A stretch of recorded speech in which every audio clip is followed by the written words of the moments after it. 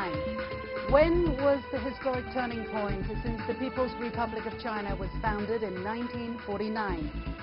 Well, in December 1978, a crucial meeting was convened by the Central Committee of the Communist Party of China to change the course of China from class struggles to economic reform and opening up, fundamentally reshaping the country.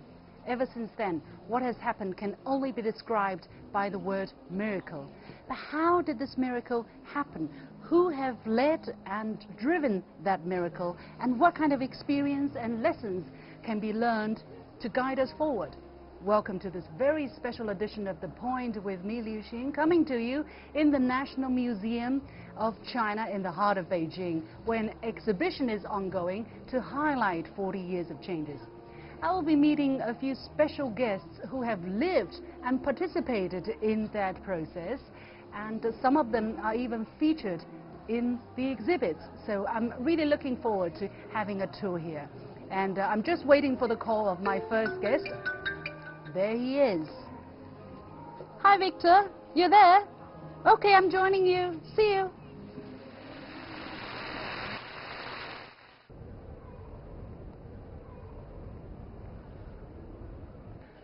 Hello, Victor. Hi, it's great to see you here. Hello, Liu Xin. How are you? I'm good. Glad How to are meet you? you. Welcome Yes. to the show. Thank you.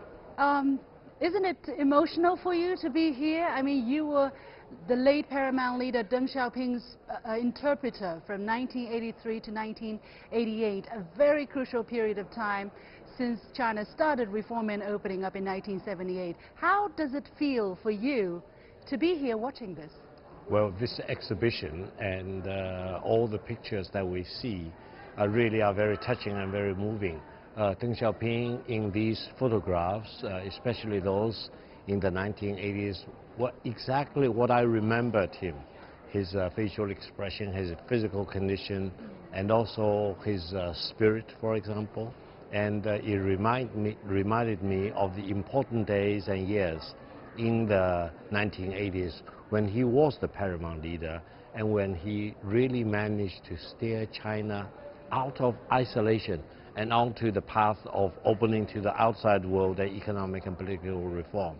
So I think we are celebrating what his legacy is, and we are also marking the anniversary and preparing for the new march going forward. Absolutely. How much was this down to him personally, though? And how much was this because the time was simply right for such a decision to be taken? Well, of course, the transformation in China politically and economically over the past 40 years were a result of collective efforts by many people, millions of people. However, I would say Deng Xiaoping's leadership role is indispensable. He's kind of like a visionary for China, like a prophet. He knew where the right direction is, and he pointed out the right way for the whole nation to gather strength, to get united, and to move in the right direction. And the right direction is not just what he said, it's what has been proven 40 years from the day when he rose back to power. And I think his spirit, his vision, his courage, his wisdom, and his prophecy all combined together to guide the Chinese nation onto the great path of reform and opening to the outside world. Some people have said, however, that China should have embarked on a Western political system. Now that economically we are actually kind of like a capitalist economy with Chinese characteristics, but politically we are still closed or authoritarian, whatever the word they used to describe it. Do you think this has been the right path for China? According to Deng Xiaoping, ever since 1918, 1990, China experimented with almost all the available political systems or models in the world, including Western democracy. In the 1920s, for example, and early 1930s, China tried election, for example, democratic systems, etc. Parliamentary system, etc. But I think most of these experiments failed, and China's fortune went down and down and down. So I think when Deng Xiaoping rose back in 1978, he knew for sure what's the good and what's the strengths and weaknesses of socialism versus the strengths and weaknesses of capitalism. And he said China needed socialism with Chinese characteristics. And the Chinese characteristics are all the flexibilities and all the accommodations you can bring into the political system. So by now, I think, we still have the socialist system, but it's very much of Chinese characteristics. And I think this is a major breakthrough. This has never been done before by any other country or any other nation in the whole world. And this is the big signature, the big fingerprint of Deng Xiaoping. And I think it's still guiding us today. Okay. There is one picture which I think probably explains what you meant by experiment. Let's take a look at that. So we're looking at this photo of Shenzhen as an economic zone, but it was the very early days in May 1981, and I understand altogether there were 4 special economic zones, Shenzhen, Zhuhai, Shantou and Xiamen. How significant was this measure in China's reform and opening up? I think this is the beginning of the economic and political reform in China. Why? Because Deng Xiaoping said socialism which resulted in poverty is not a good system. And we need socialism which can generate prosperity and wealth for the people. But how do you do all these experiments? China is so big and the regional differences were huge at that time. So eventually opening up the 4 economic zones, enabling people in the economic zones to do whatever necessary experiments that they think were fit is very important. Before promoting it nationwide. Absolutely. Shenzhen bordered with Hong Kong, Zhuhai with Macau, and Shantou and Xiamen were close to Taiwan, just across the strait. And they were well delineated, and they can do whatever experiments, so-called socialist or capitalist, you can do it. If they were successful, you can expand them into the rest of the country. If they were not very successful, you can turn them down, for example. Therefore, I think the experiments done in the 4 special economic zones later laid the foundation for the grand expansion of all these economic experiments into the rest of the country. In Shenzhen, for example, many companies originally operating in Hong Kong migrated to Shenzhen because of the good incentives that the government provided, and eventually the industrialization and manufacturing, for example, started to move from Shenzhen to the rest of the country. I think it's also very interesting if you read the sentence here, 你们自己去搞，杀出一条血路来. Basically saying, you go ahead, you know, just explore, let's see where the path is. So that's the kind of spirit with which the Chinese leadership and the Chinese local government started the reform. However, about around 1990, in the beginning of the 1990s, Deng Xiaoping also made a very important trip to South China. What was the significance of that? Well, in 1992, the situation in China was very different, mainly because there were resistances to reform, and there were also a great inclination towards more conservative development in China.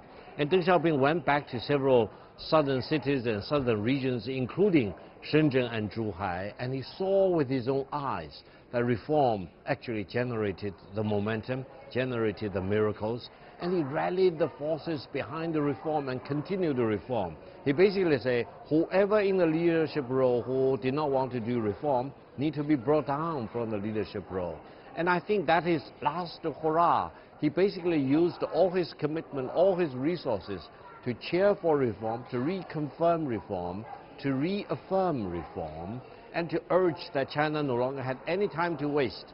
Everyone needs to move in the right direction of reform. So his 1992 Southern tour is really a watershed in China's development because it reinvigorated China in the right direction of reform and opening to the outside world. Thank you very much, Victor, for sharing with us your memory and insight into the future. Thank you. Thank you. As China opened up, in came foreign capital and investment. In 1980, China set up the first foreign joint venture with Schindler, the lift maker from Switzerland. Ever since then, foreign companies and multinationals have played an important part in China's reform and opening up. And many Western business people came to the wild, wild East for a boat shot. Jack Pakulski from the United States was one of them. He visited over 40 cities and over 100 factories in China in 1993, upon which he started to build a successful business over a period of 15 years. And we have Jack here in the exhibition hall. Jack, it's great to meet you here. Good to see you. Good to Nice have to you be on here. the show. Thank you. Now tell us a bit what happened before 1993. What drove you to China? Well, I was in investment banking for about 20 years on Wall Street, and I was looking at what was happening globally. And I got interested in Asia because half the world's population lived in Asia, and the average age is in the low 20s. So I thought that as those young populations started to spend money, the development of Asia would be one of the big stories of the 21st century. Of course, very few people in the States knew much about what China was doing at that time. So as I started traveling, and mostly to Hong Kong, I would talk to the overseas Chinese businessmen, and they'd spend 5 minutes talking about their very big business in Hong Kong, but 25 minutes talking about what they were trying to do in China. So that's how I narrowed down Asia to China. What was the biggest hurdle for you? Back then, China just started reforming and opening up. The infrastructure was not there. The policies were not there. The laws and regulations were not made to protect interests of foreign and Chinese businesses. So what did you have to do? Well, basically, for the most part, there have, of course, been joint ventures done, certainly in the special economic zones. Companies from Taiwan and Hong Kong had set up and so forth. And, there had been a few joint ventures done only 10 before years. I came here. Yeah, but it was a very short time. So, one of the biggest hurdles was just doing everything for the first time. The idea of bringing in Western capital and then working with the local managements to develop global businesses was a very new concept. And so, in the beginning, it was hard for the local managers to accept. What was the key to open the doors for you back then? Well, I think, what I learned is everybody in China is from Missouri. Missouri, in the United States, Missouri is the show me state. They say, don't tell me, show me. And what I learned in China was that the Chinese, basically, they would listen to what you had to say, but then they would watch what you did. And if you said what you were going to do and then you did it, you did this over a period of time, then they kind of got confidence and you gained their trust. So doing that was probably the biggest key to kind of unlock the cooperation that we had. Well, in terms of cooperation with the Chinese government or the kind of interaction you've had with them, was there a lot of red tape, and what changed over the next 15 years that you had your business? Well, of course, there are a lot of regulations in China, but I'd say one of the biggest things that we learned was how to work with the local governments, because our businesses were in 8 different provinces. We had a dozen or so factories, 12,000 employees. And in each of the cities where we were one of the most important companies in that city. So what we learned how to do is to learn how to work with the local governments, tell them what we were doing, show them that we're good for the city, that we're bringing jobs, we're bringing technology, we're exporting, and so forth. And so what we found was by doing that, they would help us work through the regulations. Well, over the 15 years, you have been successful. You hired a lot of people. You built factories in different provinces in China. What did it mean to you and to the people behind you in your home country? I hope that they also get some kind of benefit, because there are a lot of accusations that China gamed the system, that China was the only one who benefited from the whole reform and opening up and trading with the world. What did people in the United States, for instance, got out of it? We got a massive market. I mean, basically, our company was set up right from the beginning to basically serve the China market. So we, set up the business to provide automotive components to the growing automotive industry. And of course, China is now the largest automotive industry in the world by far. And in most of the major products in the world, China is the largest market. So I would say that what companies and what the United States got from China is basically access to a very, very large market. I understand there was a very interesting thing which happened to China and to the world about 10 years, well, 7 years, let's say, after you started your business, which was China's entry to the World Trade Organization. Right. There is a section where some memorabilia is on display over there. Let's take a look. Okay, good. So here we have, for instance, the pen with which the Chinese government delegation signed the WTO accession protocol and the gavel when the decision was made. Indeed, what did that historic moment mean to you for your business, Jack? Well, if you take the auto industry, in 1995, China made 1.5 million vehicles. By 2001, that number had only increased to 2 million. After WTO was signed, it went from 2 million to 29 million. So if you look at the growth of the auto industry, the major growth occurred since WTO.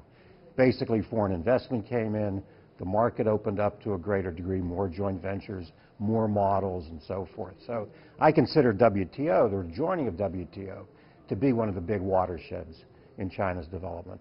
Well, then a lot of people in the United States, in the West, are saying, look, this was a mistake, right? We should never have allowed China to join the WTO because China has been gaming the system, that we didn't fulfill our obligations, and that we ripped people off in the West, for instance, in the United States. A lot of people lost their jobs because of China. What do you say to that? Well, I think WTO is more about the China market than anything else. And again, in the time prior to WTO, there were a lot of U.S. companies coming over to China to outsource and so forth, and that's kind of a whole different trend. I think what WTO meant was really an opening up of the China market, and I would say that in my 25 years now in China, that China has really opened up dramatically over that period of time. So I think when people say that, I think they're taking a very narrow, very short-term interpretation of what's happened here. Looking forward, however, we're looking at a very critical period of time for very obvious reasons. The trade war between China and the United States, and China's repeated pledge that is going to continue reform and opening up to the world market. China is going to continue providing this huge market to the world. What kind of benefits does that mean for foreign business people and foreign companies? Well, again, I keep coming back to it, but I think it's the key reason. It's the market. I mean, China in July reduced the negative list to 48 industries, and now, many industries like the financial services are being opened up to foreign investment and foreign ownership and so forth. So I think China's continuing to open up. I think the big challenge for the two countries is how do two countries that together account for 40% of the global GDP, how do they work together? And that's what everybody's trying to figure out. Naturally, there are going to be tensions along the way, but I think that the leadership in China and the leadership in the U.S. can work that out. And for you, you're going to continue living in China, continue exploring the Chinese market? I tell people I've been here 25 years, I'll be here another 25. So wow. We enjoy it here. Thank you very much, Mr. Pekowski. Now, a robust and healthy economic development cannot be realized without a stable and peaceful international environment, which is assured by China's continuous efforts to build a strong national defense force and effective diplomacy. Next, I'll be joined by Professor Zhu Chenghu from the PLA National Defense University. Come with me. Professor Zhu. Hi. Hello. Hello. Hi, welcome to the show. Thank you, it's my pleasure. Thank you. I see you have a keen interest on aircraft carriers. We are looking at the two aircraft carriers that China has at this moment. That was the very first, which was imported from Ukraine, and this is the first China-made aircraft carrier. How significant is it for China's national defense at this moment? To be very frank, on the development of the aircraft carrier, it was quite controversial within the military and in the society. Actually, a lot of people were opposed to the development of aircraft carriers. And therefore, we could not have our first design of aircraft carrier, and we imported it by a private businessman from Ukraine. And the second one, of course, is designed on the basis of Liaoning type. So this is actually a copy of the first one. And to be Of course, we will have to see the development of the aircraft carrier is the token of comprehensive capabilities of defense technologies. Mm-hmm.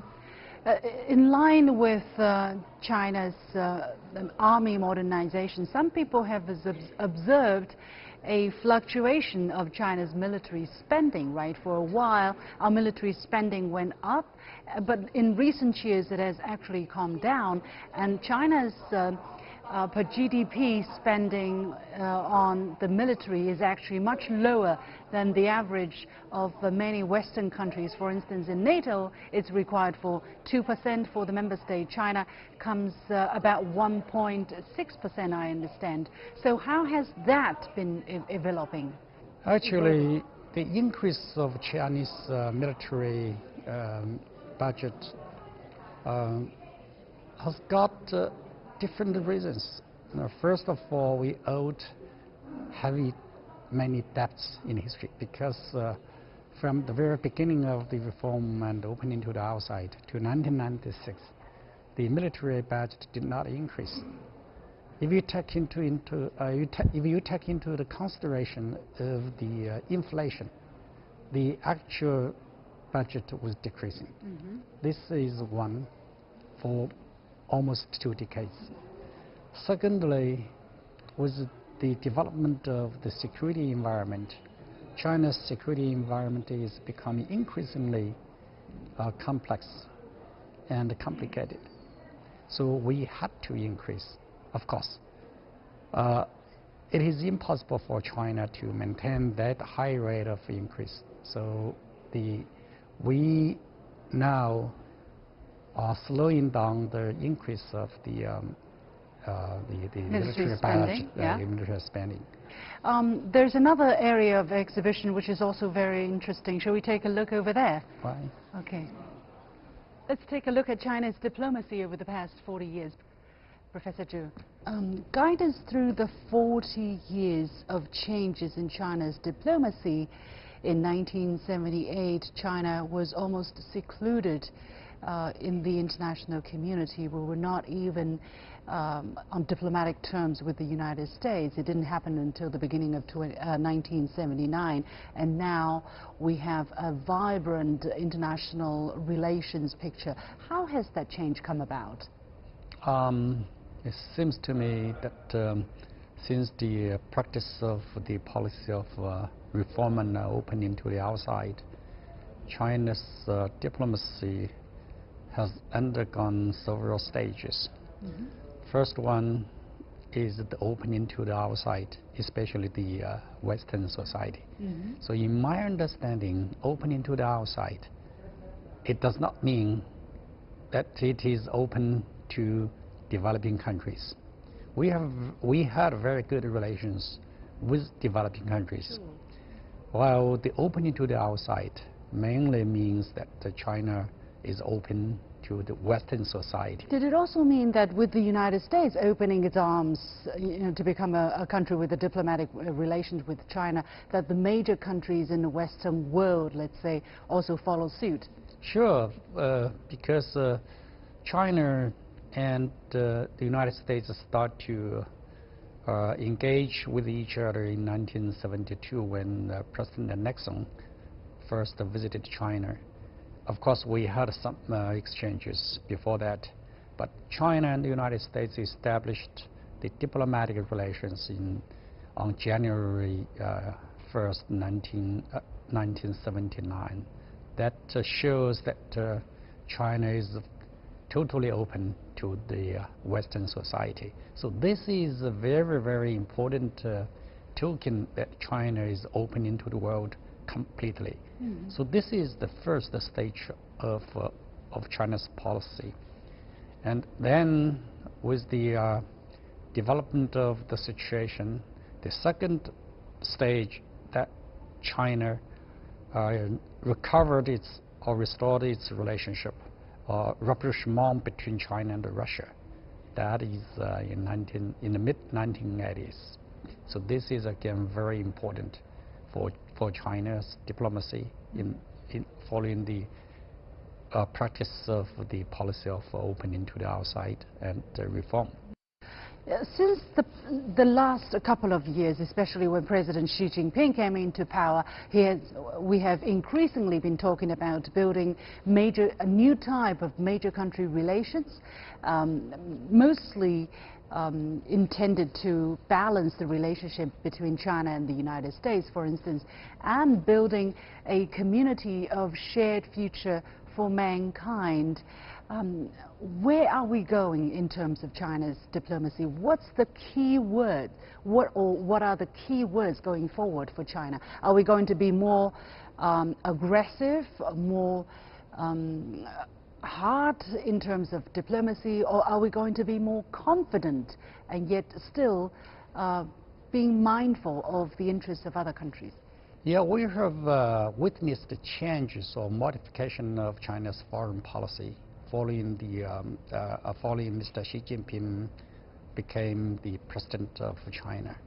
For example, China tended to keep very low profile in diplomacy in the world affairs. But nowadays, in the past? Yeah, in the past. Yeah. But nowadays, I think Chinese are trying their efforts to be a little bit assertive more active than it was. Mm-hmm. This is one. Secondly, if you look at the diplomacy before Mr. Xi Jinping became the president of China, Chinese diplomacy tend to encourage development of bilateral relations. But nowadays, you can see China has contributed a lot of efforts to the development of multilateral relations, a multilateral framework. For example, Shanghai Cooperation Organization. It was there before Mr. Xi Jinping became the president of China. But if you look at the role and the position of these regional and the multilateral organizations, you will see it has been expanded to a great extent. So this is a very, very different behavior in China's diplomacy since Mr. Xi Jinping took over the leadership in China. Of course, I believe that some of the Westerners misinterpreted China's diplomacy. So they believe that China has become increasingly assertive and increasingly aggressive. Or sharp power, as they term it. Yeah, that's right. But I don't think so. But there is some changes. For example, China has become increasingly responsible. China has become increasingly contributive to the world community. For example, China is providing a lot of common products, like the Belt and Road Initiative. I believe it is the most ambitious initiative in the history of humankind. And we also advocated the shared future, and this is again a contribution of China to the human society, to the world community, and these are only some examples. I think since Mr. Xi Jinping took over the leadership, a lot of new contributions have been made by China to the world. Okay, thank you very much, Professor Zhu. We're going to leave it there. I'm sure it will be a working process and we'll all be keeping a close watch on the situation. Thank you very much, Professor Zhu. China cannot develop itself in isolation from the world, and the world needs China for global prosperity. These were the words uttered by Chinese President Xi Jinping during an official ceremony marking 40 years of China's reform and opening up. The world can be assured of China's commitment to global peace and prosperity in the decades to come. With that, we come to the end of this special edition of The Point with me, Li Xin, coming to you from the National Museum in Beijing. As always, you can follow me on Facebook and Twitter using the handle The Point with LS. Thanks for watching. You've got The Point.